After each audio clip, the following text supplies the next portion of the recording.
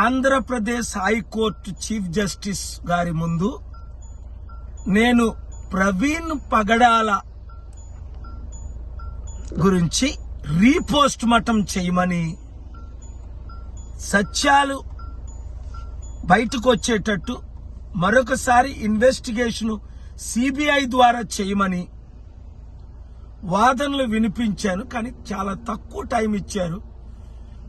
మరలా జూన్ 17వ తారీఖు పోస్ట్ చేశారు. నేనన్నా, సార్ అప్పటికి దుమ్ములు తప్ప ఏం ఉండవు, ఇప్పుడు జరిగిన ఇన్వెస్టిగేషన్ కరెక్ట్ గా జరగలేదని, పోస్ట్ మార్టం ద్వారా 18 గాయాలు ఉన్నాయని, అనేక విషయాలు నేను గత 2 సార్లు, ఇది 3వసారి నేను చెప్పినప్పటికీ అనేక కేసుల్లో వారు బిజీగా ఉండి, పాపం ఢిల్లీ నుంచి చిదంబరం గారని ఫార్మర్ హోమ్ మినిస్టర్ వస్తే ఆయన ఒక్క కేసు పబ్లిక్ ఇంట్రెస్ట్ లిటిగేషన్ కాకపోయినప్పటికీ 2 గంటల 15 నిమిషాలు విన్నారు.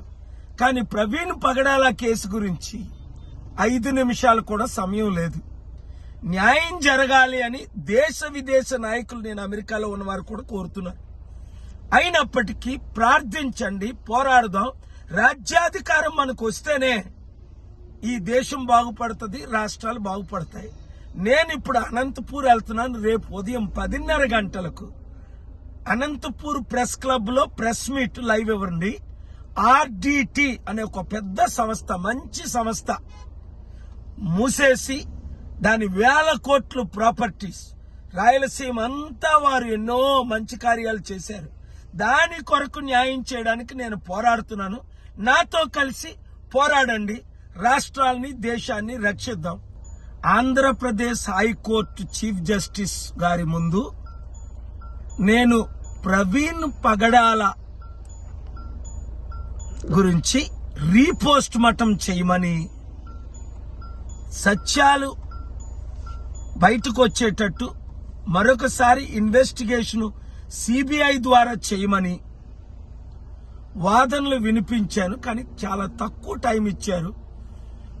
మరలా జూన్ 17వ తారీఖు పోస్ట్ చేశారు. నేనన్నా, సార్ అప్పటికి దుమ్ములు తప్ప ఏం ఉండవు, ఇప్పుడు జరిగిన ఇన్వెస్టిగేషన్ కరెక్ట్ గా జరగలేదని, పోస్ట్ మార్టం ద్వారా 18 గాయాలు ఉన్నాయని, అనేక విషయాలు నేను గత 2 సార్లు, ఇది 3వసారి నేను చెప్పినప్పటికీ అనేక కేసుల్లో వారు బిజీగా ఉండి, పాపం ఢిల్లీ నుంచి చిదంబరం గారని ఫార్మర్ హోమ్ మినిస్టర్ వస్తే ఆయన ఒక్క కేసు పబ్లిక్ ఇంట్రెస్ట్ లిటిగేషన్ కాకపోయినప్పటికీ 2 గంటల 15 నిమిషాలు విన్నారు.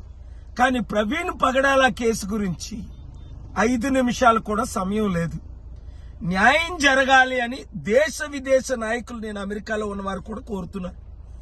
అయినప్పటికీ ప్రార్థించండి, పోరాడదాం. రాజ్యాధికారం మనకు వస్తేనే ఈ దేశం బాగుపడుతుంది, రాష్ట్రాలు బాగుపడతాయి. నేను ఇప్పుడు అనంతపూర్ వెళ్తున్నాను. రేపు ఉదయం 10:30 గంటలకు అనంతపూర్ ప్రెస్ క్లబ్ లో ప్రెస్ మీట్ లైవ్ ఇవ్వండి. RDT అనే ఒక పెద్ద సంస్థ, మంచి సంస్థ మూసేసి దాని 1000 కోట్ల ప్రాపర్టీస్, రాయలసీమ అంతా వారు ఎన్నో మంచి కార్యాలు చేశారు. దాని కొరకు న్యాయం చేయడానికి నేను పోరాడుతున్నాను. నాతో కలిసి పోరాడండి, రాష్ట్రాలని దేశాన్ని రక్షిద్దాం. Thank you very much.